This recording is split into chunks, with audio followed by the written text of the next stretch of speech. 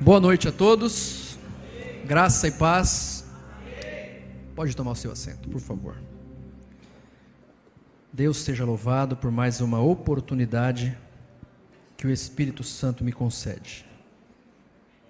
Pregar nessa casa é sempre um prazer, uma honra, uma alegria, porque volto e revejo pessoas queridas que fazem parte da minha vida e eu agradeço a Deus por isso. Pastor Diego, meu amigo do peito, muito obrigado mais uma vez.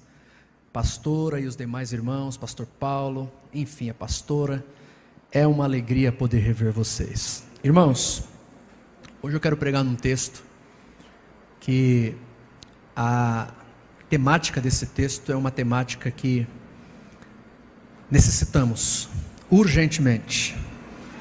Eu sei que eu estou pregando aqui para pessoas que já servem a Deus há algum tempo, mas é um texto que nos faz refletir acerca da vida, acerca da morte, acerca do que virá após os nossos olhos se fecharem aqui na terra. E eu gostaria de refletir com você nesse texto muito conhecido das Escrituras, que se encontra no Evangelho segundo escreveu o doutor Lucas, o médico grego amado, capítulo de número 16, versículo de número 19. Lucas capítulo 16, versículo 19 a seguir. Deus abençoe os internautas, os irmãos que acompanham também o culto pela internet. Deus os abençoe em Cristo Jesus.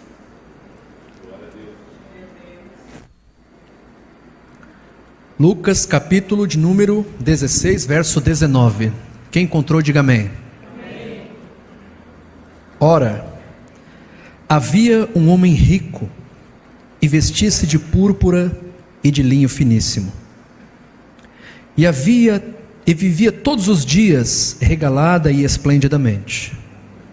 Havia também um certo mendigo chamado Lázaro, que jazia cheio de chagas à porta daquele, e desejava alimentar-se com as suas migalhas que caíam da mesa do rico, e os próprios cães vinham lamber-lhe as chagas. E aconteceu que o mendigo morreu e foi levado pelos anjos para o seio de Abraão. E morreu também o rico e foi sepultado. E no Hades ergueu os olhos, estando em tormentos, e viu ao longe Abraão e Lázaro no seu seio. E clamando disse: Abraão, meu pai, tem misericórdia de mim, e manda a Lázaro que molhe na água a ponta do seu dedo e me refresque a língua, porque estou atormentado nesta chama. Disse, porém, Abraão: Filho, lembra-te de que recebeste os teus bens em tua vida, e Lázaro somente males, e agora este é consolado e tu atormentado. E além disso está posto um grande abismo entre nós e vós, de sorte que os que quisessem passar daqui para vós não poderiam, nem tampouco os de lá passar para cá. E disse ele: Rogo-te, pois, ó Pai, que mandes à casa de meu pai, pois tenho 5 irmãos, para que lhes dê testemunho, a fim de que não venham também para este lugar de tormento. Disse-lhe Abraão: Eles têm Moisés e os profetas, ouça-nos. E disse ele: Não, Abraão, meu pai, mas se algum dos mortos fosse ter com eles, arrepender-se-iam. Porém Abraão lhe disse: Se não ouvem a Moisés e aos profetas, tampouco acreditarão, ainda que algum dos mortos ressuscite. Irmãos, a palavra de Deus, ela tem 3 funções quando é pregada e direcionada.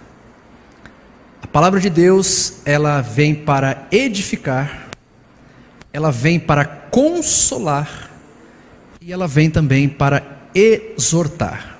Este é o propósito da pregação da palavra: edificar, consolar e exaltar. Se alguma pregação não focar em algum desses 3 pilares, não é pregação, não é Bíblia, não é texto sagrado. E pense comigo que não há, talvez, nas Escrituras um texto onde essas três funções da palavra se encaixem de uma forma tão perfeita.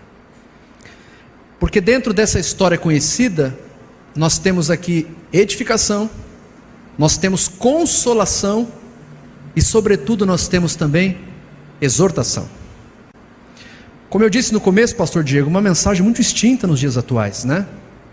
Porque hoje, em muitos lugares, eu viajando por aí tenho observado, a mensagem do Evangelho, a cruz, o arrependimento, a santidade, são mensagens extintas hoje, pastor.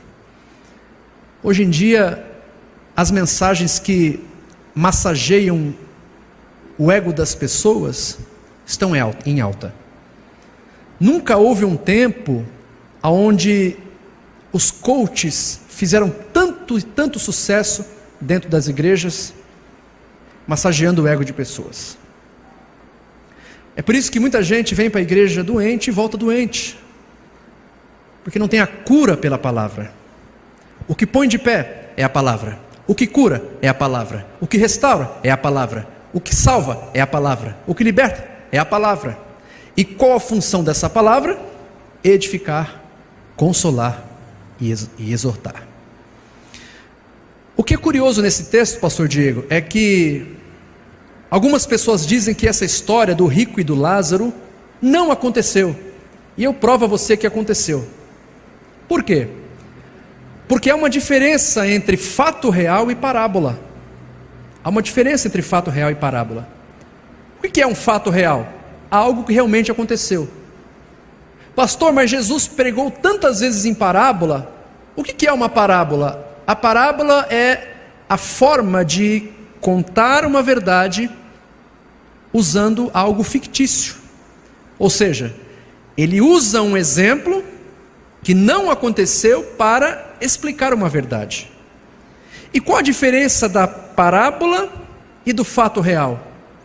É que na parábola não existem nomes próprios. Olha que curioso. Se você pegar a palavra do rico, a parábola do filho pródigo, você vai observar que lá não tem nome. Não diz que o filho era João, o pai era José e o irmão era Márcio. Não. Ou seja, ali Jesus está ilustrando um fato fictício para explicar uma verdade. Parábola. Agora, quando um texto expressa o nome pessoal, ou nomes próprios, melhor dizendo, o fato aconteceu. Assim sendo, esse texto aqui do rico e do Lázaro, veja que tem nome, Lázaro, ou seja, esse fato é real. Essas pessoas existiram. E o que isso tem a ver, pastor? Aqui já encaixa para nós um temor de Deus, porque esse fato aconteceu. E essa é uma das verdades mais latentes das Escrituras. Qual, pastor? É que no dia que nós descermos à sepultura, nós vamos prestar contas ao Senhor nosso Deus. E no dia que isso acontecer, ou nós seremos absolvidos, ou nós seremos condenados. É a mensagem que faz a gente refletir um pouco mais. E eu vim pregar hoje para você sobre um tema muito escasso hoje, que é sobre a cruel realidade do inferno.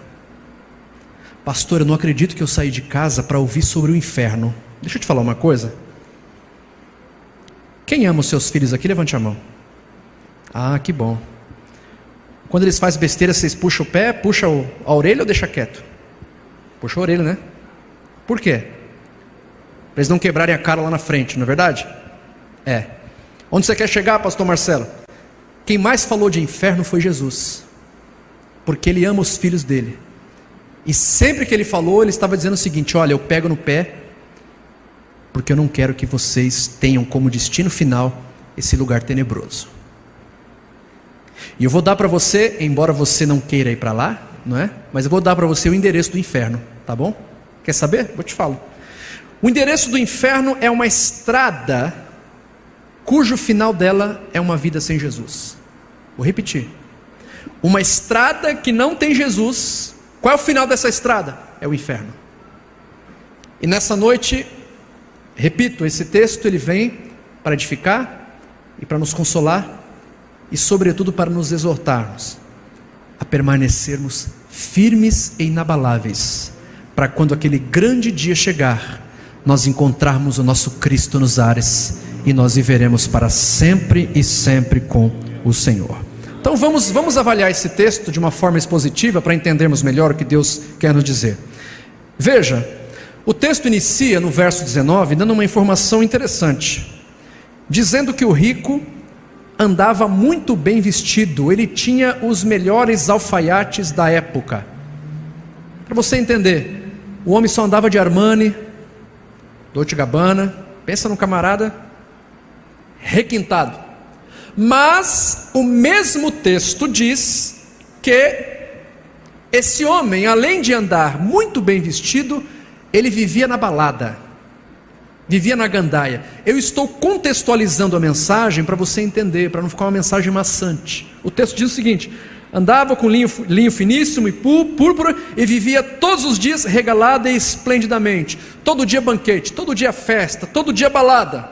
Primeira informação que nós temos. Um homem que depositava a tua confiança no dinheiro. Quantas vezes você abre a internet por dia, você vê lá gente ostentando? E aqui eu quero abrir um parênteses para dizer para você que não é pecado você ser rico, tá? Eu quero que Deus prospere você. Agora, quando você põe o coração no dinheiro, aí o chicote estrala. Hoje é normal você ver pessoas ostentando na internet, ganhando muito dinheiro, mas não se preocupando nem um pouco com o final da vida, desfrutando todas as delícias que a carne pode dar. E é delícias? Sim, delícias, muitas delícias, temporais, mas são delícias. Pessoas desfrutando de tudo que a carne pode trazer de benefício temporal, mas não se preocupando e achando que viverá eternamente, achando que um dia não irá prestar contas a Deus dos seus atos, da sua vida. E esse homem fazia isso, vivia, segundo a Escritura, de uma forma esplendidamente e regalada. Muito bem. O mesmo texto nos diz, no verso 20, que Lázaro, ao contrário desse homem, vestia-se de trapo.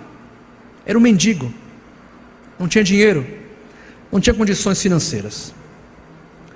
E diz as Escrituras que ele tinha um amigo leal, que é acostumado, a gente costuma dizer aqui popularmente, né, as pessoas dizem, até por brincadeira, que o melhor amigo do homem é o cão, é o cachorro. E quem era o amigo desse homem leal? Era o cão. Porque o cão, você dá bronca, ele sai fora. O homem, às vezes, você exorta ele, fica cri-cri, vira a cara para você. E esse homem tinha como amigo leal, segundo as Escrituras, cães. Muito bem.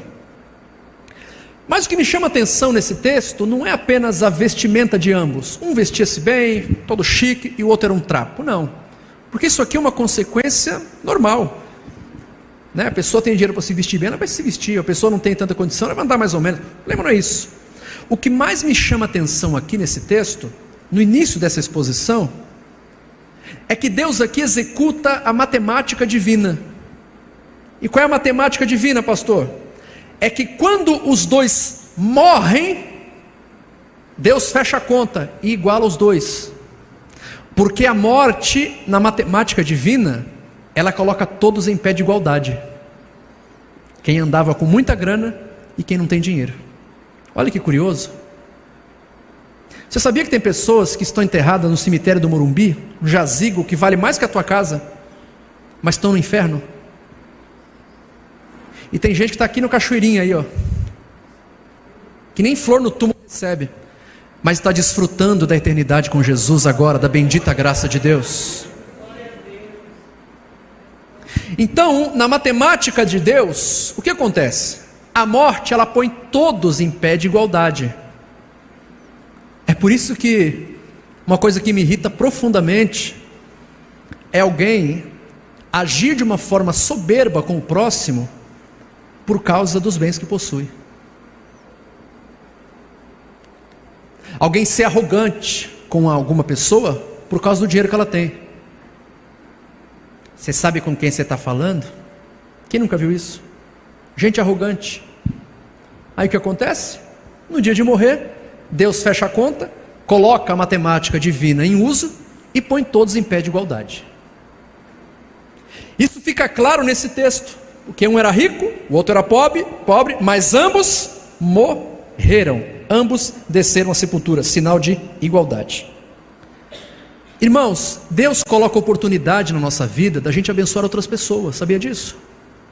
E esse homem rico, ele teve um missionário disfarçado de mendigo na frente dele, o Lázaro, aonde ele poderia ter estendido a mão e não estendeu, aonde ele poderia ter dado um prato de comida, mas não deu.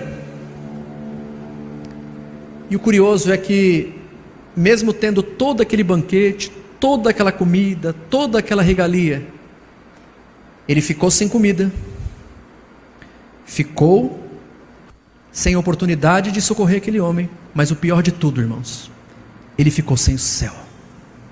Oh meu Deus, como é triste, como deve ser triste para alguém que ouviu a pregação do Evangelho a vida toda e deu as costas para Jesus, e ter que prestar conta para Deus, e Deus balançar a cabeça e falar assim: eu não posso fazer mais nada. Irmãos, eu não ia nem falar isso, porque isso aqui é uma coisa, é um negócio de âmbito pessoal, familiar, mas eu estou abrindo o coração aqui, sem ser dramático.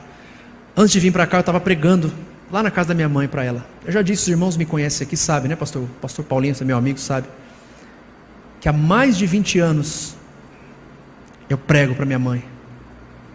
E hoje eu falei assim para ela, falei: mãe, eu não quero mais ser chato, tá bom? Eu não vou mais pregar para a senhora, eu só vou orar. Irmãos, eu acredito que alguém que esteja aqui no culto, ou que está me ouvindo pela internet, passe por isso que eu passo. Como é triste você conhecer as Escrituras, você saber a realidade que após o corpo trombar, cair na sepultura, você vai prestar conta com Deus, será condenado ou absolvido. E quando você sabe que tem alguém, algum parente que você ama, que ainda não entregou a vida para Jesus, ah meu Deus, como é dolorido isso. Só quem passa por isso sabe. Sabe por quê, queridos? Porque ao contrário do que muita gente prega por aí, o inferno é uma realidade, da mesma forma que o céu também é. Não é conto da carochinha, pastor Diego, não é oba-oba. E a gente se preocupa com tantas e tantas coisas temporais, com tantas bênçãos materiais, e é claro que você deve se preocupar sim, né? Porque você tem que viver bem, tem que comer bem, tem que andar bem, é bênção. Mas você já parou para pensar uma coisa? Um dia você vai morrer? Parou para pensar nisso? É claro que você não pensa nisso. Por quê? Porque você não quer morrer. Eu também não quero morrer agora. Mas isso é uma realidade. Se você cuidar bem da sua saúde, chegar nos 90, 92, dê glória a Deus por isso. Mas é uma realidade. E a matemática de Deus iguala esses homens, ok? E outra coisa que me chama atenção nesse texto aqui é que, dependendo da sua decisão, da sua posição em Deus, em vida, o tipo de escolta para a eternidade, pastor Diego, ela muda. Está no texto.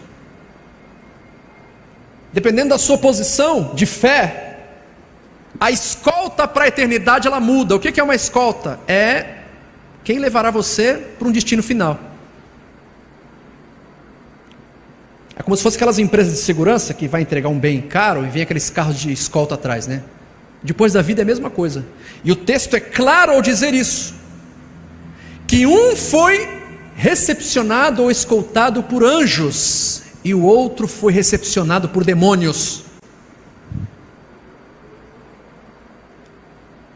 Quando um crente salvo em Jesus, que Jesus comprou, que Jesus remiu, que Jesus escreveu o nome no livro da vida antes da fundação do mundo, morre, ele vai com uma escolta triunfante de anjos, cantando, adorando, exaltando e bendizendo o nome de Deus. É como se fosse, eu quero imaginar isso, não está nas escrituras, mas é um pensamento meu.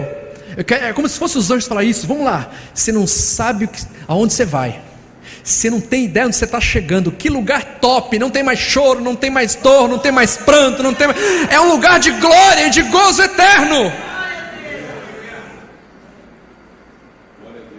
Em contrapartida, a outra escolta, imagino eu, você já vai sendo xingado, esbofeteado, tomando tapa e porrada no caminho. Ah, infeliz. Não adianta chorar, tá? Agora não tem retorno. Agora o pau vai quebrar e você não vai sair de lá nunca mais. A gente não para para pensar nisso, né, pastor? Afinal de contas, a gente quer viver bem. E glória a Deus, tá? Não é errado, não. Mas a mensagem de hoje não é fazer você pular. É para trazer uma reflexão na sua alma, para que você viva na plenitude de Deus, fazendo a vontade de Deus, vivendo em santidade, porque sem santidade ninguém verá a Deus. Quem não vê a Deus é escoltado por demônios. O meu pastor tem uma frase muito bonita que ele sempre fala para mim. Inclusive ele está nos Estados Unidos agora, eu liguei para ele ontem. Ele sempre me fala: meu filho Marcelo, viva para a glória de Deus. Ele sempre me fala isso. Quando você observa o versículo 23, olha o que o texto diz: e no Hades, ou em algumas traduções, e no inferno, ergueu os olhos e estando em tormentos, e viu ao longe Abraão no seu seio. Deixa eu fazer uma pergunta antes de te explicar uma coisa aqui. Você já conheceu na sua vida, na sua família, no seu meio de amigos, ou até mesmo na empresa, você já conheceu alguém mala, arrogante, nariz empinado? Acho que não, né? Só eu conheci, né? Já conheceu, pastor Diego? Nos tempos de banco, tinha algum gerentão que era... Quem já conheceu alguém assim ou não? Sabe o que acontece com essas pessoas no inferno? Vou te explicar, o texto diz. Vou ler de novo o comecinho do verso 23 para você entender. O que um arrogante passa no inferno? Olha só. E no inferno, ou no Hades, ergueu os olhos. O que é isso, pastor? Por que ergueu os olhos? Quem ergue os olhos? É que está de cabeça baixa. O que significa, pastor? É que quem é nariz empinado aqui, no inferno, tem que entrar de cabeça baixa. Como diz no dito popular aqui da gente aqui de São Paulo, tem que entrar pianinho. Ô pastor, mas que mensagem é essa? É a realidade. Eu acho lindo quando Deus diz nas escrituras que Ele abate o soberbo e dá graça aos humildes. É um dos textos que eu mais amo na Bíblia. Amo. Deus não tolera arrogância. Os arrogantes erguem os olhos no inferno, porque lá tem que entrar de cabeça baixa. Lá não dá para humilhar ninguém. Lá não dá para enfiar o dedo na cara de ninguém e se crescer por causa do dinheiro. Lá não tem como gritar com arrogância, como grita com esposa, como grita com amigo, como acha que é o rei da cocada preta porque comprou um carro melhor. Lá tem que entrar de cabeça baixa. E lá não tem que cantar de galo. Está vendo? Eu pergunto a você, vale a pena? Vale a pena amanhã depois Deus me prosperar e eu vim aqui ser arrogante com você? Vale a pena? Vale a pena amanhã ou depois Deus prosperar sua empresa, você ganhar muito dinheiro, trocar de carro e destratar um garçom, destratar alguém na rua? Vale a pena? Eu pergunto, para que isso? E os arrogantes e os malas sem alça têm que entrar de cabeça baixa no inferno. Irmãos, se eu falar para você aqui, o inferno é terrível, você vai falar assim: o inferno tem coisas ruins? Totalmente. O inferno é um lugar de angústia, de tristeza, de lágrima, de dor? Sim. Só que eu vou te dar uma notícia que talvez você não saiba. Qual, pastor? É que o inferno, pastora, é um lugar de valorização. Como que é? Sim, senhor. O texto diz que o inferno é um lugar de valorização. Como você explica isso, pastor Marcelo? Vamos para o texto. Veja. Lá no inferno, se você olhar o texto com calma, examinando com tranquilidade, você vai perceber que lá no inferno o rico valorizou os momentos que podia ter ajudado Lázaro. Ou seja, se Deus mostrasse o inferno para aquele homem e falava assim: aí, vou te dar mais uma chance, você quer voltar para ajudar o Lázaro? Ele falava: na hora. Eu não aguento ficar aqui, eu quero voltar na hora. Ou seja, ele valorizou o tempo perdido. O que Deus está dizendo? Às vezes, se você pode fazer o bem e não faz, como diz as Escrituras, quem pode fazer o bem e não faz comete pecado, você não está valorizando o tempo que Deus te deu para um bem maior. E a palavra de Deus está nos dizendo essa noite, abrindo os nossos olhos, que é muito melhor valorizar esse tempo agora do que no inferno. Agora ainda dá tempo.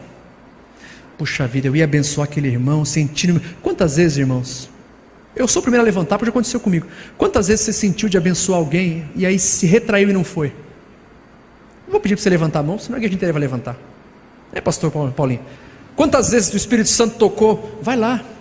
E quando eu digo ajudar alguém, não estou dizendo você ir lá dar dinheiro não, tá? Embora também às vezes possa acontecer. Quantas vezes você sentiu de preciso visitar aquela irmã, aquele irmão, preciso dar um abraço neles, preciso ir lá dar uma palavra, tem um irmão que está doente, você sabe que o irmão está doente, você passa na rua dele, puxa, chama ou não chama? É melhor valorizar esses momentos preciosos que Deus te dá para fazer o bem ao próximo agora, do que no inferno, ou até mesmo no céu, não é? O inferno é um lugar de valorização. Segundo, ele entendeu que é muito melhor você ser lambido por cães na terra e ser abraçado no céu por Deus. Quantas pessoas, irmãos, não têm condição, às vezes depende de uma cesta básica, uma pessoa aposentada, não tem dinheiro, passa uma prova terrível, mas tem Jesus, tem Deus, tem alegria na alma. E quantas são as pessoas que estão muito, muito bem financeiramente e não tem Jesus? É uma briga dentro de casa, é filho se desentendendo com mãe, com pai, não respeita. Eu ainda sou da época do bença pai e bença mãe, não sei se tem alguém aqui que ainda é, né? Eu moro com meu sogro, minha filha vai dormir e fala: opa, cadê a benção do vô? Vai lá e bença pro vô.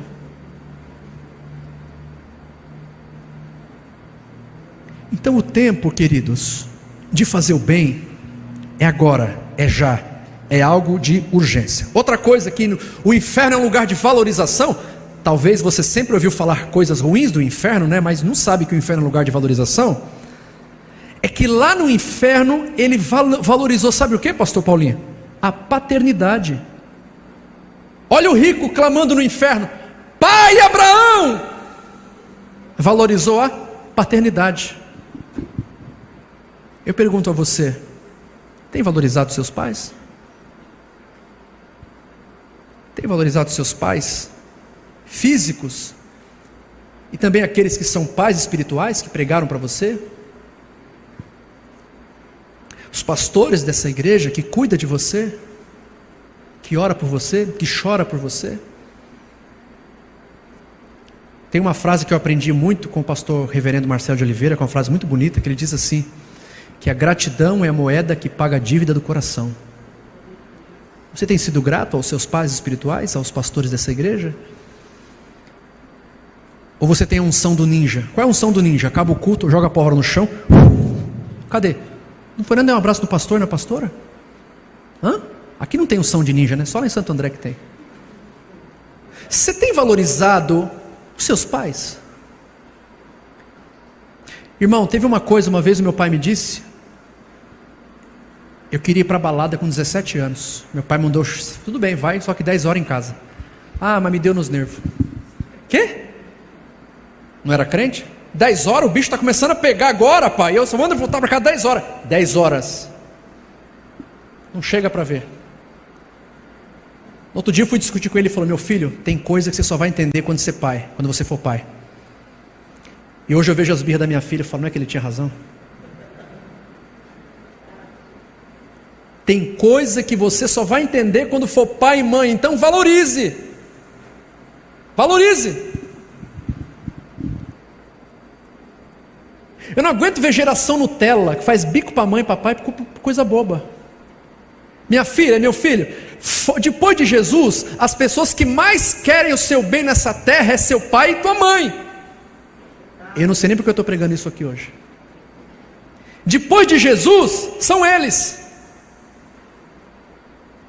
E pai e mãe têm boca profética para abençoar você, para direcionar você no que é bom, no que é reto e no que é santo. Acabou. Eu me lembro que uma vez eu fui aqui em Santana, eu era office boy, trabalhava aqui em Santana, para quem não, né, os irmãos já me conhecem, eu morava aqui na Cachoeirinha. 17 anos, o office boy está lá em Santana, ali perto da Alfredo Pujol. Eu e meu amigo. Quando eu chego lá, pastor Diego, sabe o que eu vejo? O cara com uma banquinha assim, ó, com o jogo da bolinha, sabe? Quem já viu? Bolinha lá, bola cá, bola lá, bola cá. Ele falava até isso, bola lá, bola cá. E eu olhava aquela caixinha de empadinha. Quem já viu esse joguinho aqui? E os caras lá com a bolinha, pá, pá, pá, pá. E o cara pegava a bolinha, jogava lá embaixo e os outros do lado só ganhando. E eu fiquei, cheguei em casa, falei pro meu pai. Falei, pai, vou ganhar dinheiro. Pai, você vai ter aumento lá na firma? Eu falei, não. Vou ganhar dinheiro, como? Eu vi um cara jogando a bolinha. Meu pai falou, não vá. Fiquei nervoso. Falei, você não sabe o que está falando não, rapaz. O cara põe a bolinha lá, é muito fácil. Meu pai, não vá que você vai perder dinheiro. Por que eu vou perder? Meu pai, depois eu te falo. Mas eu vou. Meu pai, você vai? Vais obedecer teu pai? Falei, vou. Então vai, depois eu te conto. Depois eu te conto o segredo, vai lá. Eu, em vez de valorizar, olha aqui, no inferno valoriza o pai, né? Pai, papai, não, lá não tem jeito, tem que valorizar agora. Conselho de pai e mãe é na lata, não tem conversa, é agora. E eu peguei e fui. Só que eu fui esperto, estava com um amigo meu. Falando o seguinte, vamos colocar R$5 de cada um. Vamos ganhar 10 contos desse cara aí e te racha. E o cara toda hora perdendo, e eram os comparsas dele, né? Vocês já sabem, a malandragem, né? São Paulo. E aí, pastor Diego, pensa. O cara pegou aquela tampinha de empadinha, levantou, colocou a bolinha bem devagarinho. Quando ele soltou a bolinha, já era. É meu, eu já comecei a rir do cara. Falei, perdeu, otário. Na hora que eu levantei aquela bolinha, aquela tampinha, me deu uma angústia. Cadê a bolinha? E lá vai meu dinheiro. Pastor, mas era só R$5. Só que era lá atrás, tá? Teve inflação, né? Deve ser pelo menos uns 20 conto hoje. 20 de cada um. Cheguei em casa.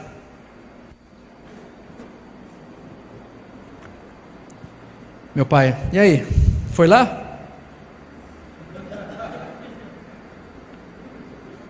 E aí? Ele olhou para minha cara e falou, senta aí, moleque. Vai, pai. Perdeu, né? Eu perdi. Agora conta o segredo, pode falar. A bolinha de pano. Ele puxa a bolinha, põe no meio do dedo e prende, você não vê. Vai ouvir o teu pai ou não?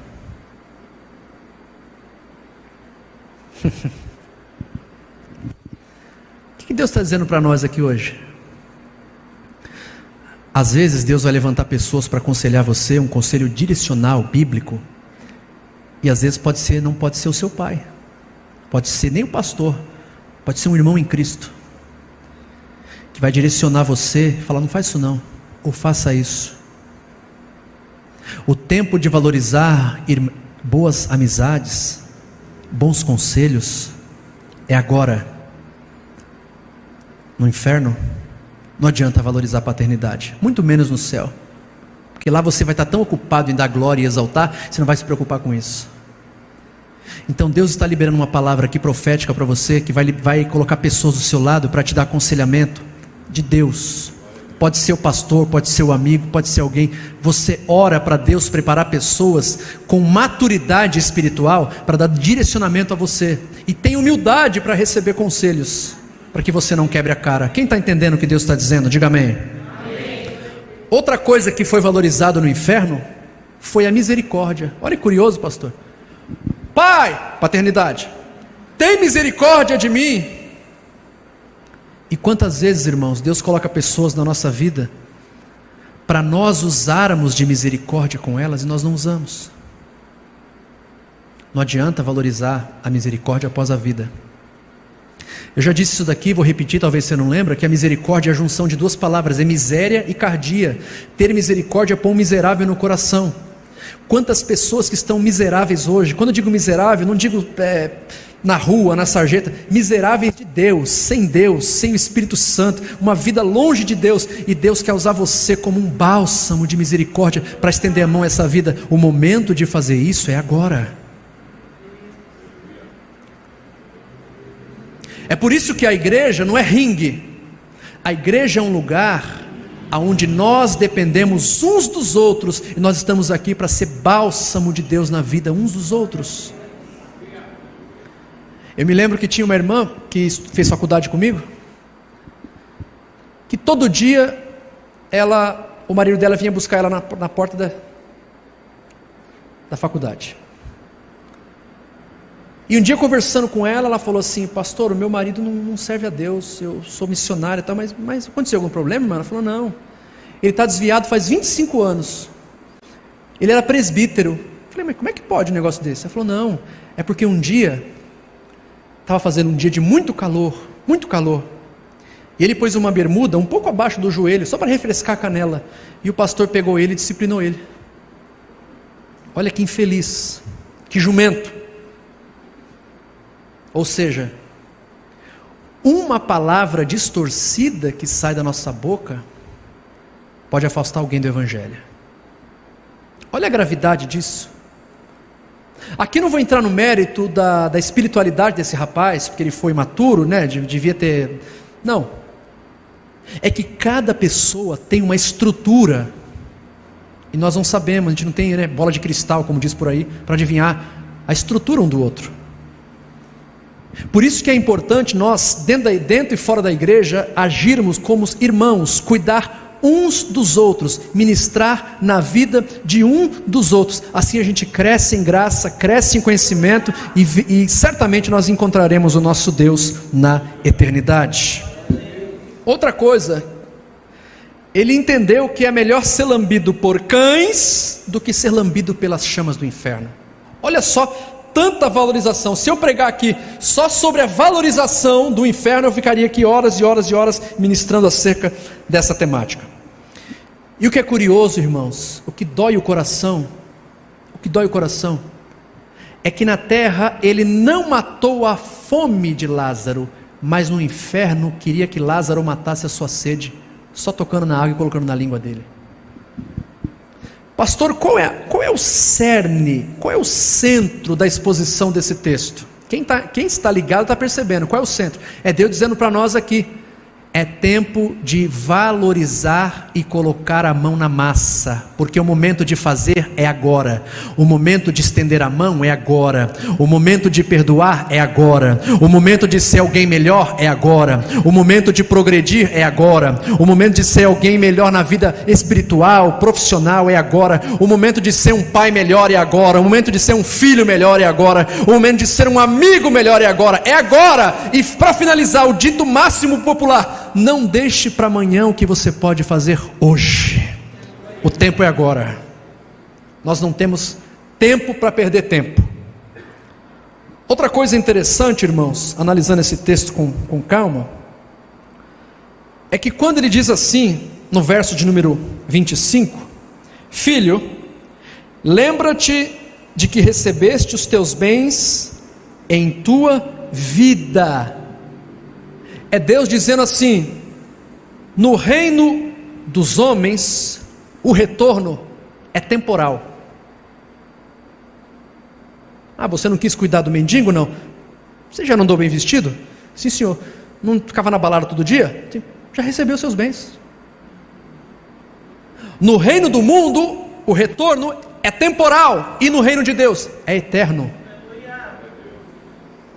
Ou seja, a festa e a alegria do rico cessou na terra, e a festa e a alegria do Lázaro começou na eternidade, e não cessará nunca mais, porque ele viverá para sempre com o Senhor. É por isso que eu fico triste quando eu vejo alguém trocando as alegrias eternas pelas alegrias terrenas. O que está acontecendo? Já recebeste os teus bens em vida. Não é isso que você queria? Está aí. Eu vi uma frase muito interessante, pastor Diego, do reverendo Augusto Nicodemos. Ele falou assim: sabe qual é a paga do pecador? Sabe o que Deus faz para pagar ele? Qual? Permite mais pecado. Por quê? Vai pecando mais, vai se afundando mais. Recebeste os seus bens em vida. Irmãos, por mais que você viva 99 anos, eu creio que Deus pode fazer isso com você. Mas passa. O que é melhor? 99 anos de receber os bens na terra, ou passar a eternidade com Jesus no céu, no gozo, na eternidade com o nosso Cristo? Outra coisa que eu vou te falar, eu sempre falo isso quando eu vou ministrar no final da mensagem, sempre falo isso. Mas você que, assim como eu, gosta de viajar, eu gosto de viajar bastante, saiba de uma coisa: você pode ir a qualquer lugar do mundo, até no Japão, atravessar o oceano, né? Você vai e você volta. Por quê? Porque qualquer lugar desse globo, você tem passagem de ida e volta, não é verdade? Só o inferno e só o céu é que tem passagem de ida, somente de ida. Eu sei que essa mensagem não está fazendo a gente pular, mas quem é espiritual está com o coração pulando, dizendo: Senhor, obrigado por ouvir isso. O inferno e o céu são os únicos lugares onde a passagem é somente de ida. Outra coisa que ele valorizou no inferno, olha o que o texto diz: mande a casa de meu pai, ou seja, vai avisar os meus irmãos esses tormentos que eu estou passando aqui. Ou seja, lá no inferno ele valorizou a missão. Ó, pastor, que interessante. Ué, quando estava no bem bom não quis fazer missão, agora no inferno quer. Olha a gravidade disso, irmãos. Olha o alerta de Deus para a nossa vida na noite desse dia. O momento de pregar e fazer missões é agora. E posso ser sincero? Sincero, porque eu vou me incluir nessa também. Rasgando o coração aqui, sem ser hipócrita. Às vezes eu me acovardo e não prego. Eu pedi perdão para Deus essa semana. Irmãos, eu não tenho problema nenhum em confessar as minhas falhas. Eu não tenho problema, eu acho que isso é uma virtude. Não me faz melhor que ninguém, mas é uma virtude. Eu pedi perdão para Deus essa semana, pastor. Eu fui pregar numa igreja aqui em São Paulo. E na volta, São Paulo não, desculpa, São José dos Campos. Eu estava em São José dos Campos pregando sexta-feira. E fiz bate e volta, voltei, cheguei lá no Tietê, meia-noite. Consegui pegar o metrô ainda para ir lá para a Zona Leste, porque não tinha mais trem para Santo André, que até meia-noite o trem acabou. Eu fui lá para o lado de Itaquera, para ficar mais perto para mim pegar o Uber. E eu preguei, eu entrei no Uber e o Uber veio conversando comigo, porque assim, quando eu entro no Uber eu fico quieto, se puxar assunto eu converso. E o cara começou a conversar e contar as barbaridades dele e tal, que as clientes dão em cima e tal, e o cara é casado e vai com uma conversa fiada ali. E eu, ouvindo aquele camarada, eu falei: meu Deus, né, meu? Eu fiquei ali pensando, daqui a pouco acabou a corrida. Deus, obrigado, tal, eu entrei. Espírito Santo, por que você não pregou para ele? Eu falei: meu Deus do céu, me perdoa. Eu falei: Jesus, me perdoa. Dá uma outra oportunidade para aquele rapaz. Sabe por quê? Porque eu fui um covarde. O que Deus está dizendo? Que o tempo de pregar é agora. Não adianta valorizar depois da vida. Porque mesmo que você esteja no céu adorando, exaltando, lá no céu não terá necessidade de pregação. Todos estão salvos. Pastor, mas eu não sei pregar. Pelo menos fala: meu filho, Jesus te ama e tem saída para você. Procure uma igreja. Se você não tem habilidade para pregar, fale simples mesmo, não precisa ser erudito, nada. Fale: meu filho, olha, Jesus mudou a minha vida, aconteceu isso aqui. Pregue o seu testemunho: eu era doente, Jesus curou. Ora, quem sabe Deus cura você também. Tem uma esperança, tem alguém que morreu na cruz do Calvário, que perdoou os seus pecados. Você pode crer e receber Jesus como seu Salvador. O tempo de fazer isso é agora, não é depois. E quando o texto diz que ele valorizou a missão no inferno, já não tinha mais volta. E mesmo que esse rico tivesse se convertido antes da morte e dito isso, no céu também não tem mais volta. É Deus hoje nos dando um puxão de orelha. É por isso que eu disse aqui no começo da mensagem que esse texto ele é tão rico, pastor, que ele tem todas as funções da pregação, do propósito de Deus, que é a função de edificar, de consolar e de exortar. Tudo isso no mesmo texto. Ele nos consola porque nós temos esperança de um céu, de uma vida eterna. Ele nos edifica porque essa palavra edifica a nossa alma, faz a gente querer ser mais santo, mais crente, continuar. E ele nos exorta dizendo: o tempo de fazer é já, é agora, não é depois. E quando eu cheguei em casa eu pedi perdão, eu falei: Deus, me perdoa a minha covardia, e não deixa nunca mais eu fazer isso, porque eu sou um pastor. Eu devia ter falado para ele: olha, querido, você vive nessa vida louca sua, mas não é isso que Deus tem para você. Deus tem uma vida, um céu. E eu fui covarde e fiquei quieto. Depois disso veio um temor no meu coração, e eu falei: Deus, não deixa mais acontecer isso, me dá ousadia para pregar a tua palavra, e prepara uma outra oportunidade para que esse homem ouça a palavra através de outra pessoa. Verso 29 diz assim: disse-lhe Abraão: eles têm Moisés e os profetas, ouça-nos. Moisés é a lei, e os profetas é até Malaquias. Em outras palavras, era Deus dizendo o seguinte: olha, tem a palavra de Deus aí, é só ouvir a palavra, você está salvo, e crer. Eles têm Moisés, a lei e os profetas, até o livro de Malaquias. Irmãos, todo o Antigo Testamento, por que o texto diz isso? Porque todo o Antigo Testamento aponta para Jesus, sabia disso? A primeira profecia messiânica é em Gênesis 3,15: da semente da mulher nascerá alguém que esmagará a cabeça da serpente, Jesus. O tabernáculo que Deus instituiu, dando a planta para Moisés em Êxodo 25, todo esse tabernáculo aponta para Jesus, sabia disso? O tabernáculo tinha 3 compartimentos, presta atenção aqui, 3 compartimentos: pátio externo, santo lugar e santo dos santos. Todas as mobílias apontavam para Cristo. Presta atenção aqui. Pátio externo tinha o altar de holocausto. Presta atenção. Altar de holocausto fala de sacrifício de cordeiro, fala do sacrifício de Cristo. O primeiro passo para você é entregar a vida para Jesus. No mesmo compartimento tinha bacia de bronze, que era onde o sacerdote lavava as mãos depois de imolar o cordeiro. Fala de purificação, ou seja, primeiro eu passo pelo altar, primeiro eu entrego a minha vida para Jesus, e depois começa um processo de purificação na minha vida, onde Deus vai tirando as minhas impurezas. Quando o sacerdote passava para o próximo repartimento, tinha 3 mobílias: altar de incenso, mesa dos pães e o candelabro. Mesa dos pães fala de oração, fala de palavra, comer pão, comer palavra, ou seja, aponta para a palavra de Deus, para o Cristo vivo, que é o pão vivo que desceu do céu. Segundo, quem come a palavra vai para o altar da oração. É o check-up completo do crente verdadeiro. Ele gosta de Bíblia, ele gosta de orar.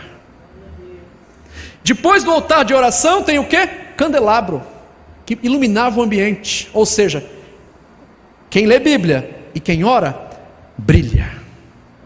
Você brilha para o mundo através do seu comprometimento e sua vida de oração e de leitura para conhecer a Deus. E no Santo dos Santos, a Arca da Aliança.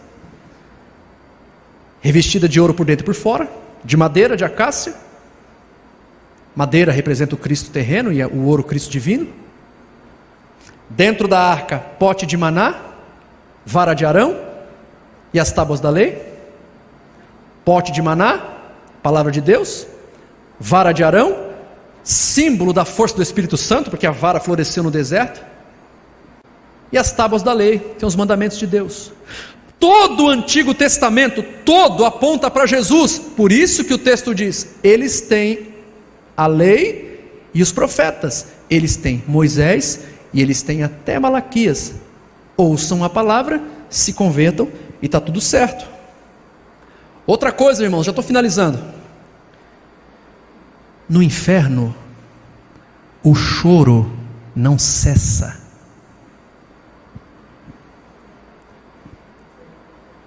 Já parou para pensar nisso?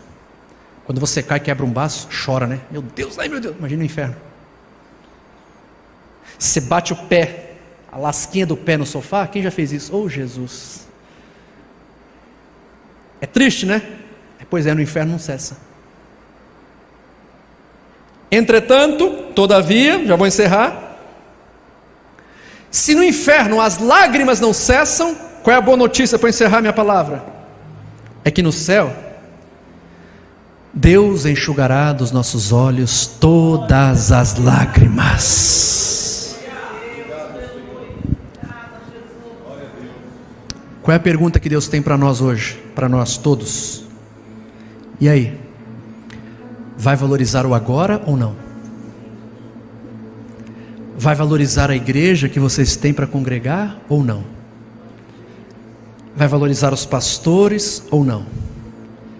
Vai valorizar o teu cônjuge que suporta as suas chatices todo dia ou não? Vai valorizar o emprego que você tem? Por mais que você esteja reclamando, tem gente na rua da amargura que não tem dinheiro para trazer pão para casa. Tá ruim lá? Você está empregado. Vai valorizar ou não? Eu não estou desestimulando você a procurar coisa melhor, tá? Me entenda bem. Sai daqui dizendo, puxa vida, né? Tá ruim, mas tá bom. Qual é a palavra de hoje, pastor? O tempo de valorizar é hoje. O tempo de permanecer é hoje. O tempo de ser feliz é hoje. Por quê? Porque logo logo nós vamos para um lugar, irmãos, que não tem mais luto. Você já chorou por alguém que você perdeu da família? Eu já chorei. Dia 4 de setembro agora fez 1 ano que meu pai foi. Mas qual é a boa notícia, pastor? É que no céu não tem despedida. Já parou para pensar aquela pessoa que se ama tanto? Meu Deus, que saudade. Por que não tem despedida? Porque o céu é um lugar de reconhecimento. Não tem sentido você partir para a eternidade e não encontrar quem você ama, que morreu em Cristo lá. Não tem sentido. Ah, quando esse dia chegar, tanta gente que eu amo, que eu sinto saudade, eu quero abraçar. Eu quero olhar para essa pessoa e falar, puxa vida, qual é a boa notícia? A gente comprou passagem só de ida. Não tem como voltar mais para aquela terra cheia de pecado, cheia de imundície. Aqui nós estaremos para sempre com o Senhor. Nunca mais sairemos daqui. Então valorize o hoje. Pastor, qual é a dica para valorizar hoje? Seja um amigo melhor. Levante pessoas caídas com uma palavra, mesmo que você não tenha habilidade para pregar, mas uma palavra de ânimo. Deus é com você. Levante alguém que está enfermo. Ora por ele, ora por ela. Faça hoje. Deixa para amanhã não. Coração rancoroso, cheio de ranço, joga isso no lixo. Perdoa. O perdão é curador. O perdão é um exercício de amor que faz você diminuir e entender que quando você não valia nada, Deus perdoou você. Então tenha graça de Deus para perdoar os outros também. Porque o que nós merecíamos era a condenação eterna, era o inferno, mas Deus nos perdoou, nos lavou, nos deu oportunidade. Então faça o bem hoje, seja um marido melhor, seja um pai melhor, brinque mais com seus filhos, sorria mais. Sabe, eu fico vendo crente às vezes cara de amargura. Às vezes o pastor Diego manda uns memes lá para mim que eu tenho que me segurar para não estar aí dando risada. Sorria mais. Não seja um crente cri-cri não, santarrão demais. Tenha equilíbrio emocional na sua vida, no teu coração, para que as pessoas olhem para você e falem: puxa vida, que pessoa legal, meu. Eu pensava que ser crente é ser chato. Não, não. É só você ter equilíbrio. E faça o bem hoje, para a glória de Deus. Amém, queridos? Vamos aplaudir o Senhor porque Ele é bom.